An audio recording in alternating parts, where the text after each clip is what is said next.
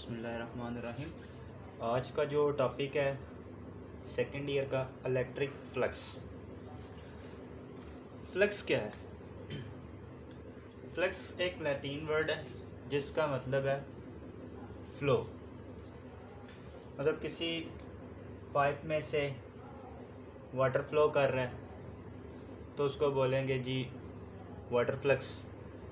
किसी एरिया में से एयर फ्लो कर रही है, एयर पास कर रही है, उसको बोलेंगे एयर फ्लो, एयर फ्लक्स। ठीक है, तो यहाँ पे हम इलेक्ट्रिक फ्लक्स की बात करें। इलेक्ट्रिक वर्ड यहाँ पे हम यूज़ करने लगे हैं इलेक्ट्रिक फील्ड लाइंस के लिए। इलेक्ट्रिक फील्ड लाइंस के लिए इलेक्ट्रिक फ्लक्स यूज़ करने लगे हैं जी। इलेक्ट्रिक फ्लक्स क्या है कि जो number of field lines pass कर रही हैं किसी एरिया में से number of field lines flow कर रही हैं, पास कर रही हैं, उसको बोलेंगे जी इलेक्ट्रिक फ्लक्स। मतलब ये हमारे पास एरिया है, तो यहाँ पर जो number of field lines pass कर रही हैं, कितनी number of field, 1 2 3 4, let's suppose 4 number of field lines यहाँ से पास करें, तो इस एरिया का फ्लक्स होगा 4 इलेक्ट्रिक फ्लक्स। ठीक है, तो अगर उसी आप जो है एरिया को किसी दूसरे पॉइंट में उसी फील्ड के अंदर रखते हैं, किसी सम अदर पॉइंट पे, तो वहाँ पे जो number of field lines pass कर रही हैं 1 2 3 3 पास कर रही हैं, तो इसका मतलब है यहाँ पर उसका जो फ्लक्स है वो 3 है, उसकी मैग्नीट्यूड 3 है, क्योंकि नंबर ऑफ़ फील्ड लाइंस वहाँ से जो पास कर रही हैं, फ्लो कर रही हैं उस एरिया में से वो 3 है। तो इलेक्ट्रिक फ्लक्स की फिज़िकल डेफिनेशन है ये जी, number of field lines pass कर रही हैं किसी सर्टेन एरिया में से, उसको बोलते हैं electric flux passing through that area. उस एरिया का इलेक्ट्रिक फ्लक्स होगा। ठीक होगी बात। अब इलेक्ट्रिक फ्लक्स के लिए आपने दो बातें याद रखनी है। यहाँ से डेफिनेशन से हमें पता चल रहा है इलेक्ट्रिक फ्लक्स के लिए हमारे पास एक तो एरिया है और दूसरी चीज़ है electric field lines. Electric field lines, ठीक है। तो इलेक्ट्रिक फील्ड लाइंस को रिप्रेजेंट करने के लिए हम इलेक्ट्रिक फील्ड इंटेंसिटी यूज़ करेंगे, ठीक है। और एरिया के लिए हम एरिया वेक्टर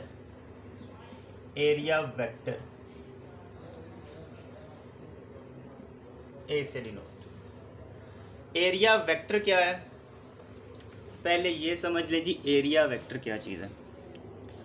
लेट्स सपोज हमारे पास ये कोई सर्टेन एरिया है, ठीक है जी। तो ये वेक्टर परपेंडिकुलर वेक्टर जो किसी एरिया की सरफेस के ऊपर ड्रॉ किया जाए वो उस एरिया का एरिया वेक्टर होगा। एरिया वेक्टर क्या है, एक परपेंडिकुलर वेक्टर है जो किसी एरिया की सरफेस के ऊपर ड्रॉ किया जाए। एरिया वेक्टर आपको दो तरह की इन्फॉर्मेशन देता है। एक तो उस एरिया का मैग्नीट्यूड क्या है, ठीक है, और दूसरा आपको उसकी ओरिएंटेशन या डायरेक्शन बताएगा कि वो किस डायरेक्शन की तरफ पॉइंट आउट है। जैसे ये वाइट बोर्ड है, ठीक है, इस वाइट बोर्ड को जब ये उसका इस वाइट बोर्ड का एरिया वेक्टर होगा, ठीक है। मतलब इस वाइट बोर्ड के परपेंडिकुलर ये वेक्टर ड्रॉ किया गया, तो ये इस वाइट बोर्ड का एरिया वेक्टर होगा। इसका मतलब ये वाइट बोर्ड आपकी तरफ पॉइंटेड है, ओरिएंटेशन बता रहा है, डायरेक्शन बता रहा है कि ये आपकी तरफ पॉइंटेड है, ठीक है। एरिया वेक्टर दो इन्फॉर्मेशन दे रहा है, एक आपको मैग्नीट्यूड बता रहा है जी कि मैग्नीट्यूड आपके पास जो एरिया है उसकी क्या है, और दूसरी इन्फॉर्मेशन आपको और ओरिएंटेशन या डायरेक्शन उस बता रहा है, ठीक है। एरिया वेक्टर क्या है कि ये परपेंडिकुलर वेक्टर है जो किसी एरिया की सरफेस के ऊपर ड्रॉ किया जाए। ठीक होगी बात। अब इसकी क्वांटिटेटिवली डेफिनेशन को डिस्कस करें तो इलेक्ट्रिक फ्लक्स को आप फाई से डिनोट करते हैं इस तरह से, ठीक है, और ई सिंबल लगाते हैं इलेक्ट्रिक फ्लक्स के लिए कि ये आपको बताया कि ये इलेक्ट्रिक फ्लक्स है, ना कि मैग्नेटिक फ्लक्स है।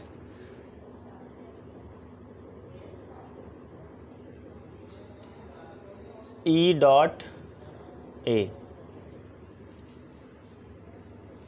इलेक्ट्रिक फील्ड इंटेंसिटी और एरिया वेक्टर का डॉट प्रोडक्ट जो है वो कहलाता है इलेक्ट्रिक फ्लक्स। इसको हम ई ए कॉज ऑफ थीटा भी बोल सकते हैं। डॉट प्रोडक्ट है, डॉट प्रोडक्ट तो आपको पता है जी, कॉज एंगल यूज़ करते हैं, ई ए कॉज ऑफ थीटा। ये था जी आपके पास छोटी सी डेफिनेशन, इंट्रोडक्शन था जी। इलेक्ट्रिक फ्लक्स क्या है, उसका डिपेंडेंस देख रहे थे जी। एरिया उसमें यूज़ किया गया है, इलेक्ट्रिक फील्ड लाइंस को यूज़ किया गया है। डिपेंडेंस अभी बाद में बात करेंगे जी, इसकी डिपेंड किन चीज़ों पे कर रही है। उसके बाद हमने देखा जी इसकी मैथमेटिकल फॉर्म क्या है, phi E is equal to E dot A, इसको E A cos of theta. अब कुछ केसेस इसके डिस्कस करते हैं, ठीक है, कि इलेक्ट्रिक फ्लक्स जो है उसके कुछ स्पेशल केसेस है, कहाँ पे वो मैक्सिमम होगा, कहाँ पे वो मिनिमम होगा। पहला केस डिस्कस करते हैं जी। ये आपके पास एरिया और ये उसका एरिया वेक्टर है, ठीक है।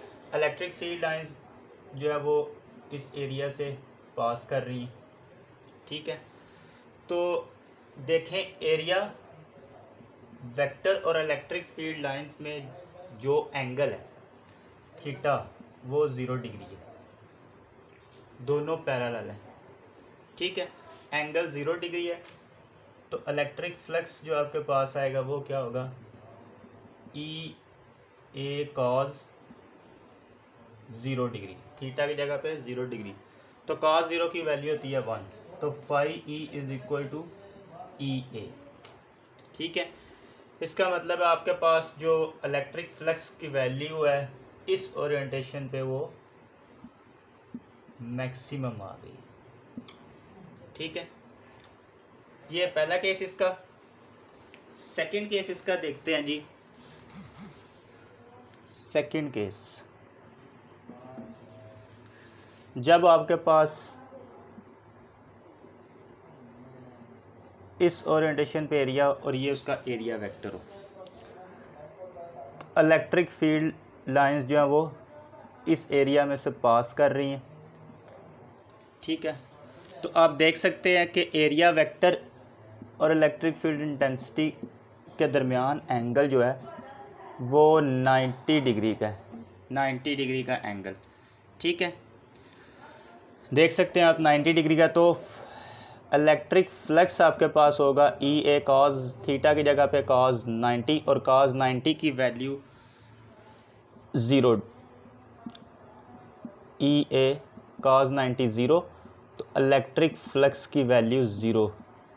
यहाँ पे इलेक्ट्रिक फ्लक्स आपका मिनिमम होगा, ठीक है जी। Electric flux minimum value electric flux की। पहले केस में जब दोनों पैरेलल थे, आपने यहाँ एरिया को नहीं देखना, एरिया वेक्टर को देखना है, ठीक है। एरिया वेक्टर और इलेक्ट्रिक फील्ड इंटेंसिटी की दोनों की डायरेक्शन जो है वो पैरेलल है।